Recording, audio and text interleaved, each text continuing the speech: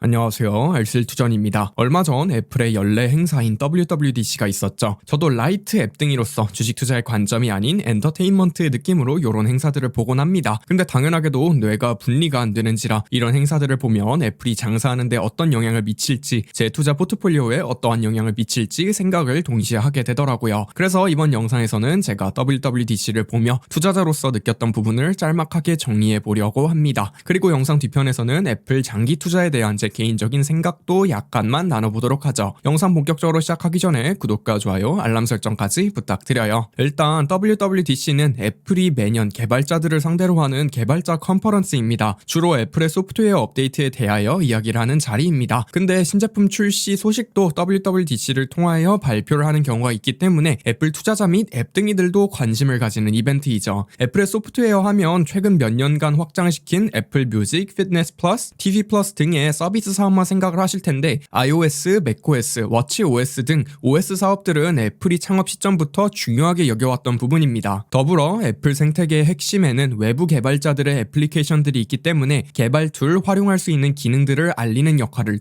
WWDC에서 하는 것이죠. 결국 소프트웨어가 하드웨어를 제어하는 역할을 하기 때문에 이 두 가지는 항상 같이 가는 이야기일 수밖에 없습니다. M1 실리콘 관련 발표들도 WWDC에서 다뤄졌던 이유이죠. 다만 이번 이벤트에서는 많은 분들이 기대하셨던 하드웨어 신제품 발표는 없었고 소프트웨어 쪽만 몇 가지 이야기가 있었습니다. 주식 투자자 입장에서 꼭 애플 투자자가 아니어도 저는 애플의 중대 발표들은 들어두는 것을 추천드리는 편입니다. 모바일 생태계에서 워낙 막강한 힘을 가지고 있기 때문에 애플의 한마디가 현재 구독자분들이 투자하고 계시는 기업에 직접적인 힘을 행사할 수 있거든요. 예시로 애플이 개인정보 공유를 막아 피해를 보고 있는 페이스북, 구글, 유니티와 같은 기업들이 있겠죠. 어떤 내용이 제 뇌에 들어왔는지 같이 한번 살펴보도록 하겠습니다. 가장 먼저 눈에 들어온 친구는 역시나 페이스타임이었습니다. 여러가지 기능들이 추가되었는데 줌, 시스코 웹엑스, 디스코드 등에 있는 기능들을 추가했다는 생각이 조금 많이 들더라고요. 특히 기능 중에 화면 공유를 통한 콘텐츠 원격 공유 기능을 발표했습니다. 원격으로 친구들과 영화를 같이 보고 있다는 경험을 제공하는 기능이죠. 이건 제가 몰랐는데 10대들 사이에서는 디스코드, 줌으로 영화를 원격으로 같이 보는 문화가 있더라고요. 똑같은 영화를 화면 공유를 틀어놓고 통화나 화상통화로 연결을 시켜두고 서로의 반응을 보며 영화를 시청하는 것 같은데 요거를 페이스타임에서 할 수 있게 되었습니다. 당연히 비즈니스적인 용도로도 페이스타임을 쉽게 사용할 수 있도록 하는 장치가 꽤 많이 눈에 띄었죠. 직접적으로 화상통화 기업을 밀어내겠다의 느낌은 아니지만 애플 특유의 입지를 넓히는 느낌을 보인 사례라고 보고 있습니다. 또한 마케팅 이메일의 보안 강화도 제 눈에 좀 띄었습니다. 이건 앞에서 언급드린 페이스북, 구글의 개별 맞춤형 광고를 막은 것과 비슷한 방향성이라고 보이죠. 일반적으로 저희에게 광고성 이메일이 날라오면 그 화면에는 픽셀이라는 게 심어져 있습니다. 그 메일을 열어봤는지, 그 화면에서 얼마나 머물렀는지, 광고를 클릭했는지, 클릭하여 제품을 구매했는지 등을 추적하고 있죠. 이걸 애플 기본 메일 앱에서 사용할 경우 더 이상 추적이 불가능하다고 합니다. 즉 이메일 마케팅의 효율이 떨어지는 소리라는 것이겠죠. 일단 기본으로 깔려있는 메일 앱에 한해서만 막았기에 마케터들에게 그리 큰 타격을 줄 수 있는지는 모르겠습니다. 기본 메일 앱 사용률이 얼마나 되는지를 모르겠어서 얼마나 크게 영향을 미칠지는 모르겠거든요. 다만 유의미한 사용률을 가지고 있다면 이메일 마케팅 서비스를 제공하는 SaaS 기업들은 타격이 조금 있을 것 같습니다. 예시로 세일즈포스, 어도비, 트윌리오 등은 이메일 마케팅 서비스를 제공하고 있긴 한데 또 이 기업들의 주가 반응을 보면 큰 리스크로 보는 것 같진 않아요. 최근에 제가 애플을 살펴보는 관점 중 하나는 의료기기로서의 제품입니다. 소프트웨어로는 건강앱 정도가 있겠고 하드웨어로는 애플 워치가 있겠죠. 요즘 왠지 모르겠는데 의료, 건강 관련 업데이트들이 눈에 자꾸 띄더라고요. 하여튼 애플 워치는 연세가 좀 있으신 부모님이 멀리 떨어져 사신다면 한 대씩은 사드려야 할 것 같다는 생각이 들었어요. 이번 업데이트 중 하나가 가족으로 등록된 계정에 심박수 등 의료 데이터를 열람 가능하다는 점이었습니다. 따라서 아무리 멀리 떨어져 있어도 부모님의 심장에 문제가 생기면 바로 알 수 있다는 것이죠. 의료기기 생태계에 교란을 줄 수 있다고 생각을 하고 있고 사실 이미 주고 있다고 생각하고 있습니다. 두 번째로 요즘 주목하는 키워드는 전문가의 도구로서의 애플입니다. 요즘도 아니고 사실 애플은 예전부터 꾸준하게 전문가의 전유물들을 대중에게 쉬운 조작법으로 제공해왔습니다. 대중들도 아이무비로 영상 제작을, 가라지밴드로 작곡을 할 수 있게 하는 등 여러가지 방법으로 판을 키워왔죠. 최근에는 카메라 스펙을 꾸준하게 높여주고 있죠. 초기에는 똑딱이를 교체하는 느낌이었다면 최근에는 프로라인들을 이용하여 전문가용 DSLR도 어느 정도 교체하는 느낌입니다. 이제는 AR, 증강현실 콘텐츠를 제작하는 도구로서 확장을 하고 있습니다. 현실 3차원 물건을 아이폰으로 스캐닝하기만 하면 디지털 3차원 모델로 변환, 복사를 할 수 있게 되었죠. 3D 콘텐츠 모델링이 진짜 비싸고 시간이 엄청 걸리고 무엇보다도 정도 전문가의 영역이었습니다. 이제는 아이폰만 있다면 누구나 3D 디지털 모델링을 할 수 있다는 점에서 유의미하게 지켜볼 만하다고 생각합니다. 앱 개발자들은 이러한 기능을 이용하여 새로운 앱을 개발할 것이고 이 앱을 쓰기 위하여 신규 소비자들을 끌어당길 것입니다. 아이폰이라는 제품이 가진 매력도를 전체적으로 증진시키는 역할을 하는 것이죠. 앱스토어 관련 업데이트도 2가지 정도가 눈에 들어왔으며 사실 요건 투자자 입장에서는 크게 유의미하다고 보긴 어려워요. 그래도 알아둬서 손해볼 건 없고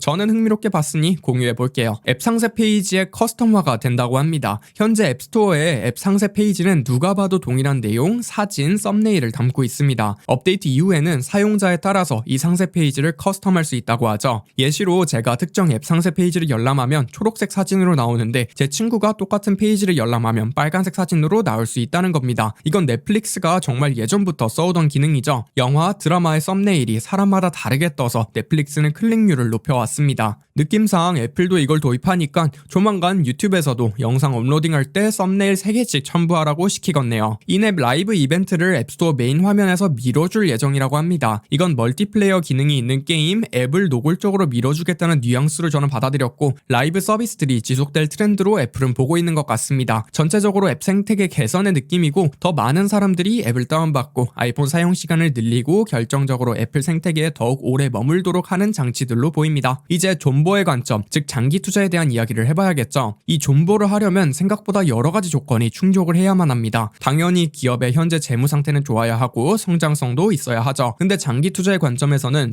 숫자들보다 저는 기업의 비즈니스 모델이 더 중요하다고 생각합니다. 연결되는 이야기로 결국 기업이 혁신성과 확장성을 지속할 수 있는지 등의 질적인 분석이 더 중요하다고 생각하죠. 이러한 관점에서 보면 애플은 꽤 잘 들어맞는 편입니다. 개인적으로 애플을 존버해도 되는 이유는 단 한 가지로 요약할 수 있다고 생각합니다. 기존에 존재하던 산업, 시장을 재해석하여 판을 아예 바꿔서 키워내는 능력, 즉 혁신성을 지속해서 보여주고 있습니다. 스티브 잡스 이후에는 혁신성이 없다고 다들 말을 하긴 하는데 저는 개인적으로 팀 쿡 스타일의 혁신을 더 좋아하는 편이기도 합니다. 스티브 잡스는 가슴을 뛰게 하는 혁신이라면 팀 쿡은 뇌를 자극하는 혁신이랄까요. 조만간 뇌를 자극하는 팀 쿡에 대한 영상도 만들어 보려고 준비 중에 있으니 기대해주세요. 팀 쿡의 가장 최근 혁신성의 예시로는 에어팟이라고 생각합니다. 에어팟 이전에는 20만원 넘어가는 이어폰은 전부 전문가용 라인이었습니다. 뱅앤올롭슨, 슈어, 제나이저 등 일반인들은 잘 사용하지 않는 브랜드들이 대부분 점유하고 있었죠. 이제는 이 가격대의 이어폰이 당연하다고 소비자들이 받아들이도록 애플이 판도를 바꿔버렸습니다. 즉 기존 시장을 파괴하며 대체하는 느낌이라기보다는 재해석을 정말 잘한다는 생각이 매번 들죠. 당연하게도 애플 생태계를 이용한 꾸준한 확장성을 보여주고 있습니다. 그냥 쉬운 단어로 붙여서 팔만한 게 너무 많다는 것이겠죠. 과거 아이폰 1세대를 생각해보시면 터치되고 인터넷되는 핸드폰 정도였는데 이제는 웬만한 컴퓨터 카메라보다도 좋은 핸드폰입니다. 애플은 똑같은 제품 라인에 소프트웨어적이든 하드웨어적이든 기능을 추가해가며 기존 소비자들을 유지할 매력도 및 신규 소비자들을 유치할 기능성을 계속 붙여나가고 있죠. 저는 우량한 기업에 투자하는 컨셉은 틀렸다고 생각합니다. 현재 기업의 규모가 크다는 이유만으로 투자를 하고 계시다면 딱 과거 10년 전 시가총액 10등과 현재 10등을 비교해보시면 얼마나 위험한 투자이신지 알 것 같아요. 다만 애플의 경우 단순하게 1등 기업이란 이유 말고도 특별함이 저는 있는 것 같습니다. 지금 당장 매출이 잘 나오고 돈을 잘 벌고 있는 것은 기업을 고를 때 너무나도 당연한 요소입니다. 이제 미래에도 애플이 무언가를 새로운 것을 발견하여 재해석하고 수익성이 높은 무언가를 찾아낼 것이라는 믿음이 동시에 존재하기에 애플이 특별하다고 생각하는 것이죠. 투자 수익률 관점에서 살짝 불편한 부분은